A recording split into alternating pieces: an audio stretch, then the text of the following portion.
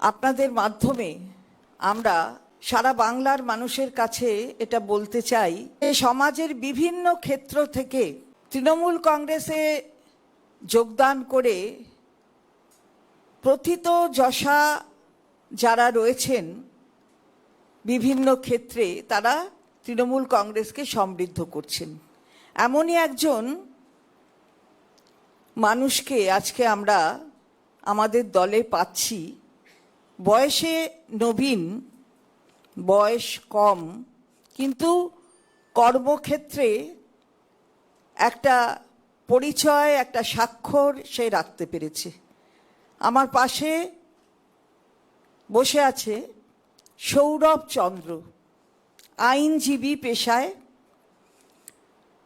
Kolkata high court সহ supreme court সহ অন্যান্য কোর্টে আইনজীবী হিসেবে তার পেশাগত যোগ্যতা সে দেখিয়ে এসেছে এবং অত্যন্ত ভালোভাবে তার কাজ সে করে। আইনজীবী অর্থাৎ জীবিকা আইনের, কিন্তু আমরা বারবার বলি যে আইনজীবী সমাজের প্রতিও তার বিরাট দায়বদ্ধতা থাকে। এটা আমরা দেখে এসেছি ভারতবর্ষের ঐতিহ্যের সঙ্গে কিভাবে প্রথিতযশা আইনজীবীরা যুক্ত ছিলেন, সেটা ভারতবর্ষের ইতিহাস বলে দেয়। এবং বাংলার মানুষরা কীরমভাবে ছিলেন, মনীষীরা ছিলেন যারা আইনজীবী, সেটা বলার অপেক্ষা রাখে না বাংলার মানুষের কাছে। আজকে সৌরভ চন্দ্র জেপি খৈতান গ্রুপসের জেপি খৈতান, তিনি বিশিষ্ট একজন আইনজীবী। কর সংক্রান্ত আইন এবং সংবিধান সংক্রান্ত আইনে তার যে ভূমিকা, সেটা আইনজীবী মহল কেন সমস্ত মহলেই পরিচিত। এবং জেপি খৈতানের জুনিয়র হিসাবে সৌরভ কাজ করেছে এবং এখন নিজে বিভিন্ন আঙিনায় তার এই কাজে স্বাক্ষর রাখছে, যেটা আমি আগে বললাম। আপনারা তো জানেন ইডি, সিবিআই তারা বিভিন্নভাবে মানুষকে পর্যুদস্ত করতে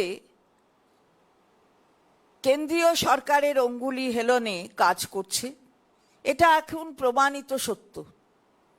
এবং ৫,৯০৬টি কেসের মধ্যে দোষী সাব্যস্ত করতে পেরেছে মাত্র ২৫টি কেসে। তার মানে যদি আমরা শতাংশর হারে দেখি তাহলে সেটা 0.৪২%। এবং এই কাজে এই যে মানুষকে অকারণে পীড়িত করা, নিপীড়িত করা, তার বিরুদ্ধে আওয়াজ ওঠানো, রাস্তায় যেমন আওয়াজ ওঠানো যায় তেমনি কোর্টের প্রাঙ্গণেও আওয়াজ ওঠানো যায়, এবং সেটা আইনের মাধ্যমে। সেটা সৌরভ করেছে এবং এই সংক্রান্ত মামলা তার সাংবিধানিক যে যোগ্যতা সেটা সে দেখিয়েছে এবং এই কাজে নিজেকে নিযুক্ত করেছে। খুব বড় পরিবারের একটা ব্যাকগ্রাউন্ড রয়েছে, যেমন পিতৃকুল তেমনি মাতৃকুল। পিতৃকুল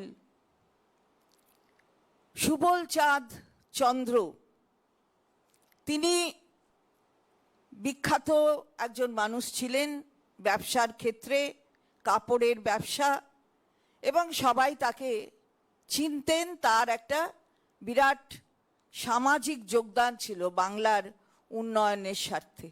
এবং মাতৃকুল মার্বেল প্যালেস, রাজা রাজেন্দ্র মল্লিক তাদের বংশধর সৌরভের মাতৃকুল। এইভাবেই বাড়ি থেকে, অর্থাৎ যেখান থেকে সৌরভ বড় হয়েছে সেখান থেকেই তার শিক্ষা অন্য ধরনের। তাই মানুষের সেবায় নিজেকে নিযুক্ত করেছে আইন পেশার মাধ্যমে। আর আমরা ওকে এখন নতুন প্রযুক্তিতে যেটা চলছে, অর্থাৎ সোশ্যাল মিডিয়া, সেখানেও খুব বড় একজন ইনফ্লুয়েন্সার হিসাবে দেখি এবং খুব ভালো কাজ করছে। নবীনদের কাছ থেকে আমরা তো এটাই চাই, যুবকদের কাছ থেকে আমরা তো এটাই চাই, সংবিধানটা জানতে হবে, সংবিধানটা বুঝতে হবে, অনুধাবন করতে হবে। এটাই তো আমাদের মাননীয়া নেত্রী মমতা বন্দ্যোপাধ্যায় বলেন, এটা আর এটাই নিয়ে লড়াই করছেন আমাদের মাননীয় সাধারণ সম্পাদক সাংসদ অভিষেক ব্যানার্জি। সুতরাং সেই জায়গায় আজকে এই সৌরভ চন্দ্র আমাদের দলে যোগদান করছে। আমরা মনে করি যে আইনের ক্ষেত্রে আমাদের যথেষ্ট বেশি সমৃদ্ধশালী করতে পারবে সৌরভ তার কাজ দিয়ে। অনেক এই পেশার সঙ্গে যুক্ত অনেক সিনিয়র জুনিয়র আইনজীবীরা রয়েছেন যারা আমাদের দলের সঙ্গে কাজ করেন এবং তারা সমৃদ্ধ করেন দলকে আইন পেশার মাধ্যমে। আজকে সৌরভের সংযুক্তিকরণ আমাদের এই ক্ষেত্রকে একটা আমাদের মুকুটে নতুন একটা পালক, নতুন একটা নব জীবনের একটা পালক, এটা বলতে পারি। আমি সৌরভকে আগে বলবো তার পক্ষ থেকে কিছু বলতে, যে কেন সে তৃণমূল কংগ্রেসে যোগদান করছে এবং কেন তৃণমূল কংগ্রেস তাকে যোগদান করতে এইভাবে তাকে তাদের ভূমিকা সেটা তারা প্রকাশ করেছে, সেটা বলবে সৌরভ, যে কেন সে অ্যাট্রাক্টেড হয়েছে তৃণমূল কংগ্রেসের প্রতি। অসংখ্য ধন্যবাদ আমি জ্ঞাপন করতে চাই মাননীয় মুখ্যমন্ত্রীকে, আমাদের রাজ্যের শ্রী অভিষেক বন্দ্যোপাধ্যায়কে এবং the entire senior leadership of the Trinamool Congress, যে আমাকে তাদের এই মুভমেন্টে অংশগ্রহণ করার সুযোগ দেওয়া হয়েছে। অনেক ধন্যবাদ সৌরভকে, ধন্যবাদ।